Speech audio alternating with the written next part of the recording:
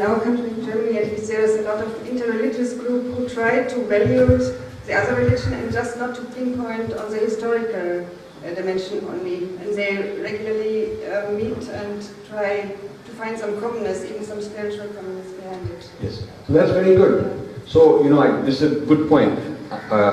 My comparison is not a comparison of a brand name called Hinduism and a brand name called Christianity, but a philosophical position called embodied knowing in Adhyatma Vidya and another philosophical position called history centrism. Now, a lot of Hindus may be history centric too, many are, and a lot of Christians may be ahistorical and not interested in history centrism. So I'm looking at what are the criteria, philosophical criteria, for becoming free of conflict and violence. And if a person from any tradition, any background, says that I want to find that in my own tradition, I want to reinterpret my own tradition, it's not for an outsider like me to impose it. But if an insider, like you are mentioning, if a Christian wants to reimagine Jesus and completely reject what the church has been teaching, that's wonderful. So I think when there are those kind of conferences, I'd love to participate and see how real they are, how committed they are, and what is their chance of success. Because such things have been tried and failed. Like the Romantic movement in the 1700s was a movement towards India. All these people, Voltaire, all these sort of guys. In fact, my interest in the U-turn started in Auroville, because I was giving a talk. And my talk was on how Indian traditions are not taught in the West.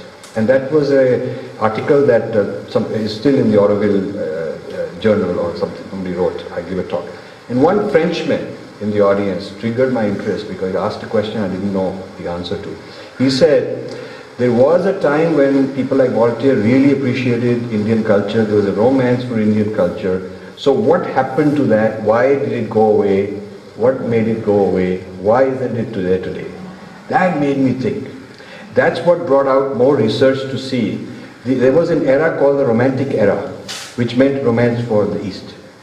Why did it go away? How come it did not sustain? Because the history centrism and Western centrism and Eurocentrism took that, digested that movement, brought it back into Western control with people like Hegel. Hegel had a debate with the Romantics. It's well known. Hegel and the Romantics argued using India but on opposite sides. The Romantics lost. They just phased out.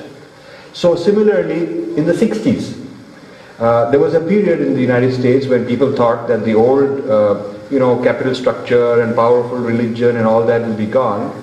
And I'm glad there is a thriving product of that. But what happened to all the other guys who were in the 60s? They're all Wall Street investment bankers. Some of them U-turned back into church seminaries and working in churches. You know that. There's plenty of church people who were part of that movement. So the West has a history of alternating. It flirts with this romance, with what I call stage 2, where there are no boundaries and everything is fine. But somehow it doesn't last. Somehow that gets digested back into the belly of the aggression.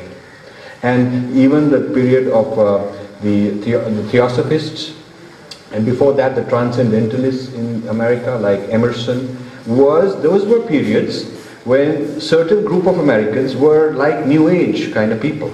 But where are they now? Where is the Transcendentalist movement? It's gone. So I know that these movements exist. I think it's very nice that they exist and I encourage them. But I think until we have identified what must go, if we say, okay, history centrism is a cause of issues and problems, then, we've identified it. And so one of the things you could do is go back to that group and explain to them certain things they should eliminate because there are the blockages that come in the way.